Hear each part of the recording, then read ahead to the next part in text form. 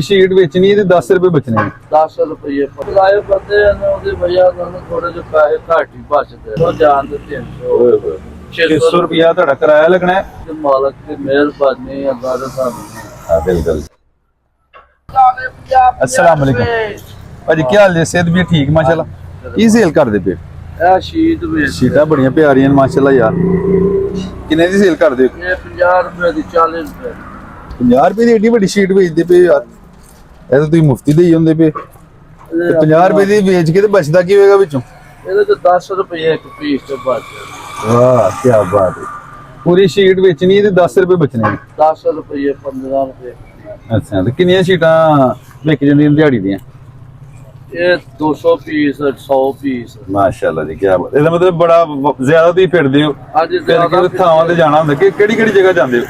ਅਸੀਂ ਆ ਸਿਆਲਕੋਟ ਅੱਛਾ ਦਸਕੇ ਮੁਖਤਲਿਫ ਸ਼ਹਿਰਾਂ 'ਚ ਜਾਣਾ ਹੁੰਦਾ। ਹਾਂਜੀ ਪਸਰੂਰ ਤੇ ਵਿਕੀਆਂ ਰਾਜ ਕੁਛ ਸੁਬਾ ਦੀਆਂ ਇਹਨਾਂ ਦਾ ਯਾਨੀ ਕਿ 100 ਪੀਸ ਹੈ। ਮਾਸ਼ਾਅੱਲਾ ਬੜੀ ਗੱਲ। ਮਿਹਨਤ ਕਰਦੇ ਪਏ ਤੁਸੀਂ, ਹੱਕ ਹਲਾਲ ਦੀ ਰੋਜ਼ੀ ਕਮਾਉਂਦੇ ਪਏ। ਅੱਲਾਹ ਤਾਲਾ ਦੀ ਜ਼ਾਤ ਤੇ ਤੁਹਾਡਾ ਪੂਰਾ ਯਕੀਨ ਹੈ, ਇਤਮਾਦ ਹੈ ਤੇ ਮਾਲਿਕ ਦੀ ਰੋਜ਼ੀ ਵੀ ਦੇਣ। ਕਿੰਨੀਆਂ ਕਿੰਨੇ ਸਾਰੀ ਸ਼ੀਟਾਂ ਵਾਲੀ? ਇਹ 40 ਪੀਸ ਹੈ।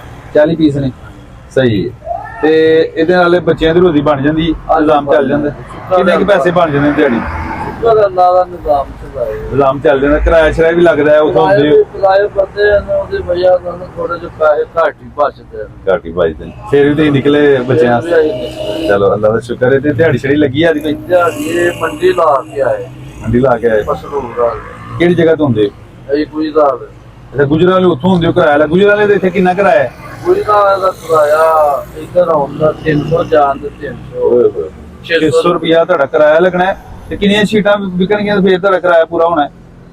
ਇਹ ਹਵਾਈ ਹੁੰਦੀ ਹੈ ਕਦੀ ਜ਼ਿਆਦਾ ਵਿਕ ਜਾਂਦੀਆਂ। ਬੜੀ ਗੱਲ ਹੈ, ਬੜੀ ਖੁਸ਼ੀ ਦੀ ਗੱਲ ਹੈ ਜਨਾਬ ਕਿ ਤੁਸੀਂ ਕਿਰਾਇਆ ਵੀ ਲਾਉਂਦੇ ਹੋ। 600 ਦੀ ਕਿਰਾਇਆ ਲਾਣਾ ਹੈ, ਉਸ ਵਾਰ ਰੋਟੀ ਵੀ ਖਾਣੀ ਦੁਪਹਿਰੀ। ਹਾਂਜੀ ਰੋਟੀ 150 200 ਦੀ ਰੋਟੀ ਵੀ ਲੱਗਣੀ। ਰੋਟੀ ਵੀ 150 ਦੀ ਕਿਰਾਇਆ। 800 ਹਜ਼ਾਰ ਤੁਹਾਡਾ ਖਰਚਾ ਹੈ। ਉਸ ਤੋਂ ਬਾਅਦ ਜਾ ਕੇ ਬਚਤ ਸ਼ੁਰੂ ਹੋਣੀ। ਹਾਂਜੀ ਬੜੀ ਗੱਲ ਹੈ। ਅੱਲਾਹ ਤਾਲਾ ਕਰਮ ਕਰੇ, ਰਹਿਮਤ ਕਰੇ ਜੀ। ਬੜੀ ਖੁਸ਼ੀ ਦੀ ਗੱਲ ਹੈ ਤੁਹਾਨੂੰ ਮਿਲ ਕਿਰਾਇਆ ਲਾਣੇ ਨਾਲ ਫੇਰ ਖਰਚ ਫੇਰ ਬਚਤ ਸ਼ੁਰੂ ਫੇਰ ਹੋਣੀ। ਬਚਤ ਸ਼ੁਰੂ। ਅੱਲਾਹ ਪਾਕ ਦੀ ਜ਼ਾਤ ਨੇ ਤੁਹਾਡੇ ਵਾਸਤੇ ਇੱਕ ਮਿਹਨਤ, ਤੁਹਾਡੀ ਤੁਸੀਂ ਮਿਹਨਤ ਕਰਦੇ ਪਿਓ ਸਾਰਾ ਦਿਨ ਵੇਚਦੇ ਹੋ ਸ਼ੀਟਾਂ।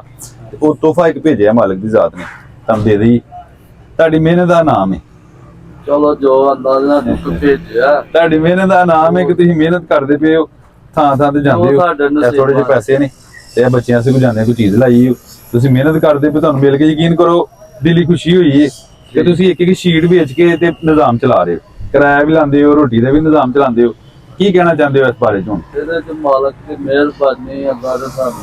ਹਾਂ ਬਿਲਕੁਲ। ਲਓ ਜੀ ਕਾਬਲ ਕੀਤਾ। ਅੱਛਾ